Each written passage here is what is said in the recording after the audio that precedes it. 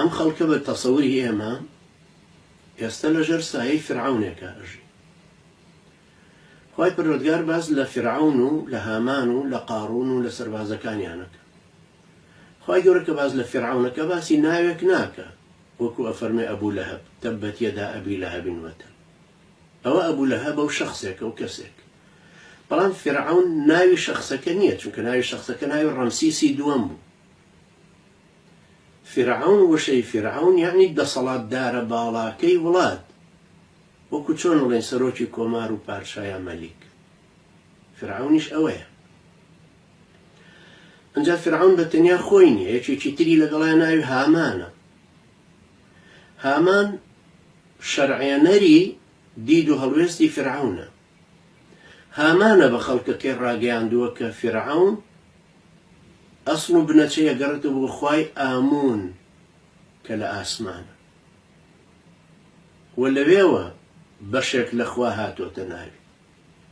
ئەمە بە جۆرەی عەقڵیەتی ئەو سەردەمەی کە 3350 ساڵێک 340 ساڵێک لە پێش ئێستای خەڵک ژیاوە.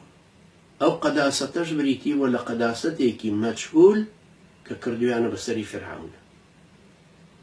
هەر لەو قودسیەتەیە کرا بەسەری لینینە لە شوێنەکە کە تربێتێکی مارکسیان وەرگرت. ئەو قەداسەتەشە کرا بەسەری ئەبراهام لینکۆڵنە کە پەروەردەیەکی وڵاتێکی لیبرالی بوو یان لە بزاوتێکی دیموکراسیا.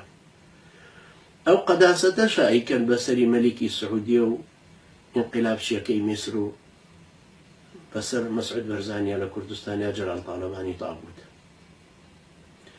ئەو کەسەی کە ئەم قەداسەتەی ئەداتێ، فرعون بۆ خۆی ناتوانێ بڵێ من مقەدەسم، ناتوانێ بڵێ زۆر پیرۆزم، ئەبێ خەڵکانێکی تر بێن بڵێن ئەمە موسڵمانە کاکەیان.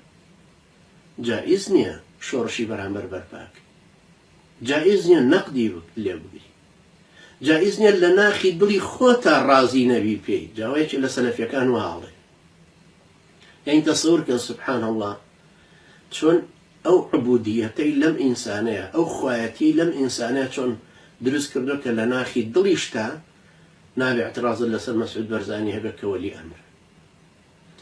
ئەم قەداسەتە فشەیە کە لکاوە بەسەری وەکو خەرمانەیەکی زەرد و جوان و مبارەک کە کراوە بەسەری ئەمە ئیشی هامانەکانە.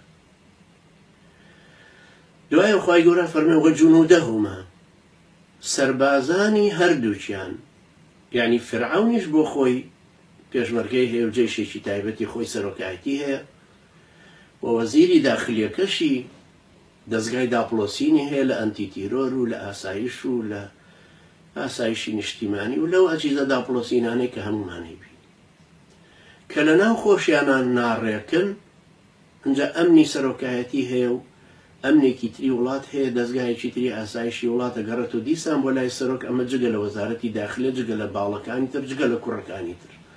اینجا لەناو پێشمەرگەشا بۆ خۆیە بینی، جگە لە خەتی جەلال تاڵەبانی، اینجا خەتی ئەوانی تریش دێنە پێشەوە، هەموو هەبێتەوە بە خەت و خطوط.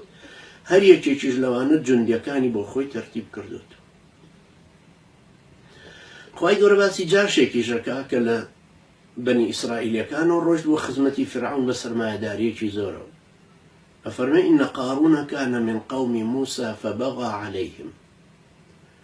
قارون کە سەرۆتمەندێکی زۆر گەورە بوو، تەنانەت کلیلی قاسەکانی بە چەند کەسێک هەڵەگیرا، ڕۆژ دوازی لە قەومە داماوەکەی خۆی هێنا وەکو خەڵکێکی دەوڵەمەند و بورجوازی تێر نەخۆر کە وازیان لە قەومی خۆمان هێناوە. ئێستا لەگەڵ ئەم دەسەڵات و ئەو دەسەڵاتان پارە بەمیانە دەن و بەویانە دەن، سەرمایەداری پێشەخەن و نیسبەتێک لە 13 بۆ ئەم مەسئول و لە 12 بۆ ئەو مەسئول، بۆی سەرمایەدارێکی خۆیان پێشکەوێ، هەمووشان هەر لێ خۆن. ئێستا ئەم چوار دەسەڵاتە فرعونی و هامانی و قارونی و سەربازەکانیان دەسەڵاتیان بەسەر وڵاتی ئێمە کێشاوە، و ئەمان ڕۆژ بە ڕۆژ دەچنە پێشتر.